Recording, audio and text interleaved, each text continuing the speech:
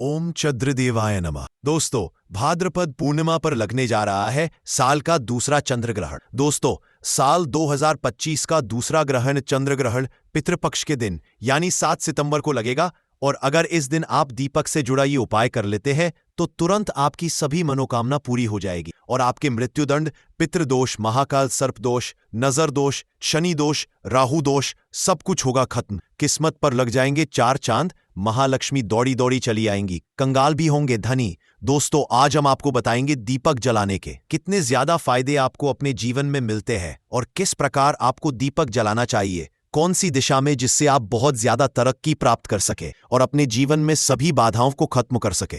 दोस्तों, कहने का तात्पर्य यह है कि इस बार इस दुर्लभ संयोग में चंद्रग्रहण की रात दीपक से जुड़ा ये अचूक उपाय आपको धनवान बनाने के साथ साथ आपके घर की सारी तकलीफों को भी दूर कर देगा, चाहे वो आपकी पुरानी बीमारी हो या हो बुरी से बुरी नजर। इस एकमात्र उपाय से आपके सभी पितृदोष, नजर दोष और सभी शत्रुओं का भी नाश हो जाएगा। बस आपको सच्चे मन से श्री हरि विष्णु नाम लेते हुए इस उपाय को बिना बताए चुपचाप करना होगा। और दोस्तों, अगर आप भी चाहते हैं कि मां लक्ष्मी का वास आपके घर में हमेशा बना रहे तो इस वीडियो को लाइक करके चैनल को जरूर सब्सक्राइब कर लें और कमेंट में जय श्री हरि विष्णु, जय मां लक्ष्मी लिखना ना भूलें। तो दोस्तों, भारत में चंद्र ग्रहण 7 सितंबर को रात 9:58 पर शुरू होगा और देर रात 1:26 पर ग्रहण की समाप्ति होगी और इसका सूतक काल 9 घंटे पहले दोपहर को 12:57 से शुरू हो जाएगा। और दोस्तों,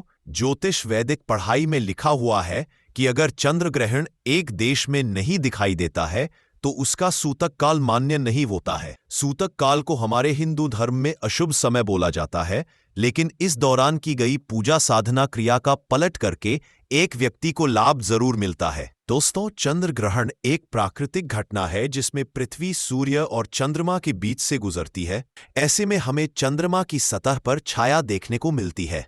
आपको यह भी बता दें कि यह घटना केवल पूर्णिमा के दौरान ही घटित हो सकती है। इसके साथ ही 7 सितंबर को सूर्य, राहु मीन राशि में, शुक्र, मंगल और शनि कुंभ राशि में विराजमान होंगे। ग्रह नक्षत्रों की शुभ स्थिति से कई लोग लाभान्वित होंगे। तो आइए जानते हैं चंद्र ग्रहण की रात दीपक से जुड़े उपाय के बारे में। दोस्तों, सबसे पहली बात तो आपको ध्यान में रखनी चाहिए कि अपने घर के मंदिर में रोजाना ही आपको दीपक जलाना चाहिए। कभी भी ऐसा नहीं होना चाहिए कि आपने दीपक ना जलाया हो, क्योंकि घर के मंदिर में रोजाना दीपक जलाना बहुत ही जरूरी होता है। इसी से आपके घर से सभी नेगेटिव एनर्जी बाहर निकलती। अगर आप कोई भी दीपक नहीं जलाते हैं घर के मंदिर में या फिर अपने घर में शाम के समय, तो इससे आपके घर का वातावरण बहुत ज्यादा नेगेटिव तो होता ही है। आपके घर की सबसे बड़ी नेगेटिव एनर्जी बाहर है। परेशानी भी बहुत ही ज्यादा बढ़ने लगती है। घर का जो मुखिया होता है उसे बहुत ज्यादा ही मेहनत करनी पड़ती है। इसकी वजह से परेशानी, डिप्रेशन और टेंशन में घर का मुखिया पहुंच जाता है। शाम का समय हिंदू धर्म में बहुत ही ज्यादा महत्वपूर्ण माना जाता है और जो लोग शाम के समय कभी भी घी का दीपक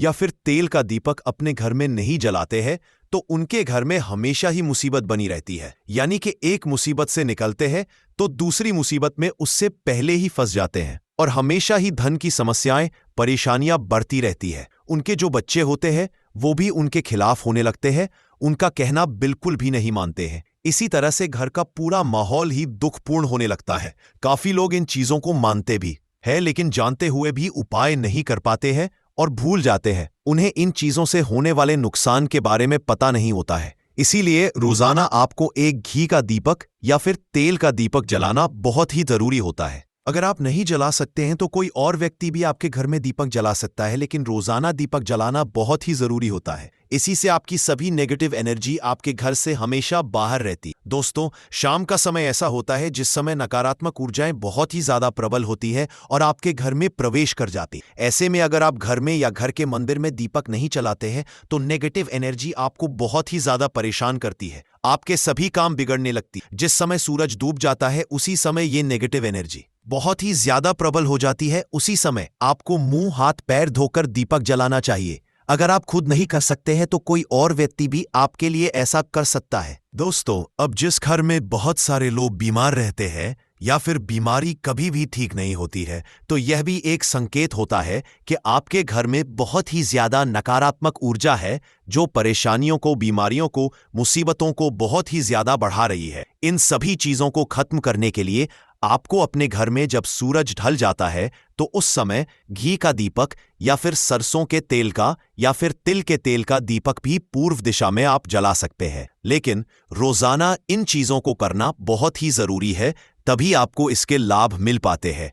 अगर आपके घर में धन से जुड़ी समस्याएं, नौकरी, व्यवसाय से जुड़ी हुई कोई भी समस्याएं हैं, अगर ऐसी समस्याएं बहुत ही ज्यादा होती है तो आपको अपने घर के उत्तर दिशा में रोजाना ही घी का दीपक जलाना चाहिए। इसे एक भी दिन आप मिस ना करें। अगर आप रोजाना उत्तर दिशा में घी का दीपक जलाते हैं तो इससे आपकी धन से जुड़ी हुई समस्याएं खत्म हो जाती। जिन लोगों को नौकरी नहीं मिलती है तो उनको भी नौकरी मिलने लग जाती है। और अगर वही व्यक्ति जिसको परेशानी है और वही अगर रोज दीपक जलाता है तो इससे मिलने वाले फायदे और भी ज्यादा हो जाते हैं। शाम के समय घी का दीपक या फिर तेल का दीपक जलाना बहुत ही जरूरी होता है। आप कभी भी इन चीजों को नजरअंदाज ना किया करें, क्योंकि इन्हीं से आपके जीवन में परेशानियां बढ़ जाती है और आपको मुसीबतों का सामना करना पड़ सकता है। आपको ये जानकर हैरानी होगी कि जो भी घी का दीपक आप जलाते हैं उससे जो निकलने वाली ऊर्जाएं होती है तो इससे घर का माहौल एकदम से सुखमय बनने लगता है, यानी कि पॉजिटिव होने लगता है। घर के सभी लोग शांति से रहने लगते हैं। इसी प्रकार से जो तेल का दीपक होता है ये भी जब जलता है तो इससे आपके आसपास जितनी भी नकारात्मक ऊर्जाएं हैं वह खत्म हो जाती है, क्योंकि उससे निकलने वाली जो ऊर्जाएं होती है, धुआं होता है, वो नेगेटिव एनर्जी को बाहर निकलता है और आपके आसपास की एनर्जी को पॉजिटिव बनाता है। तो ये बहुत ही जरूरी चीजें हैं। शाम के समय कभी भी आप इन चीजों को कभी मिस ना किया करें, तभी आप अपने जीवन में सफलता पा सकते हैं और आपकी जितनी भी मनोकामनाएं हैं वो भी पूरी होती है। दोस्तों, हम अपने घर के पूजा घर में पूजा पाठ करते हैं और मूर्ति आदि रखते हैं। दोस्तों, मूर्ति का क्या महत्व होता है आज हम आपको इस वीडियो के माध्यम से बताने वाले हैं। जिस घर के पूजा घर में एक साथ ये दो मूर्ति होती है वहां पर बनता है राजयोग और दुनिया आपके कदमों में आ जाती है। कहने का तात्पर्य ये है कि आपको सर्व सुख प्राप्त हो जाता है जिसकी आपने कल्पना की है, जिसकी आपने मनोकामना मांगी है। दोस्तों, घर के पूजा घर में हम पूजा करते हैं और पूजा पाठ के माध्यम से कुछ चीजें देखने और मनाने आदि का प्रयत्न करते हैं ताकि हमें उस पूजा का फल प्राप्त हो जाए और हम उसी अनुरूप घर के अंदर मूर्ति आदि लगाते हैं ताकि हम उन देवी देवताओं का सुंदर मुख देख सके और उनका आशीर्वाद प्राप्त कर सके। लेकिन दोस्तों, अगर हम अपने घर के पूजा घर में इन मूर्तियों के साथ अन्य मूर्तियां भी रखते हैं तो निश्चित तौर पर हमारी किस्मत बदल जाती है और देखते ही देखते हमारे जीवन के अंदर की सारी कंगाली समाप्त होने लगती है। तो दोस्तों, ये थी दीपक से जुड़ी महत्वपूर्ण जानकारी। आइए अब आपको बताते हैं। चंद्र ग्रहण हिंदू धर्म ग्रंथों में बताया गया है कि समुद्र मंथन के दौरान देव और असुरों के बीच कई विवाद हुए थे। समुद्र मंथन के दौरान 14 रत्न बाहर आए थे। तब अमृत कलश के लिए देवताओं और दानवों में युद्ध छिड़ गया था।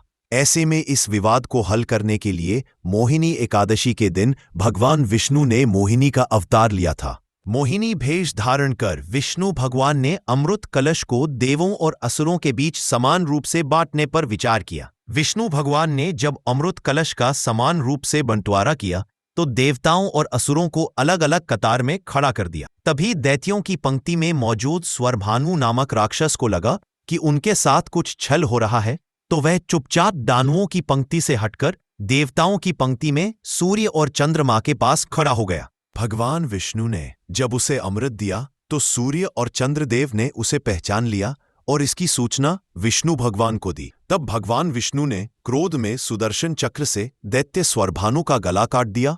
सुदर्शन चक्र जब तक स्वरभानु का गला काट पाता उससे पहले ही उसके गले से अमृत नीचे उतर गया था। इसके लिए उसकी मृत्यु नहीं हुई और शरीर दो भागों में बंट गया। सिर वाला भाग राहु और धड़ वाला भाग केतु के नाम से जाना जाने लगा। तभी से राहु केतु सूर्य चंद्रमा को अपना शत्रु मानते हैं और पूर्णिमा और चंद्रमा के दिन उन्हें ग्रसित कर देते हैं। तो दोस्तों, ये थी चंद्र ग्रहण से जुड़ी पौराणिक कथा।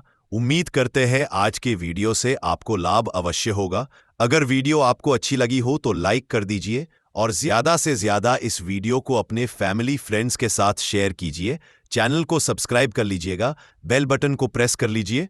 इससे ये होगा कि इस तरह की सभी वीडियोस की नोटिफिकेशन आपको सबसे पहले मिलेगी। तो मिलते हैं आपसे अगले वीडियो में। तब तक के लिए नमस्कार। जय चंद्रदेव।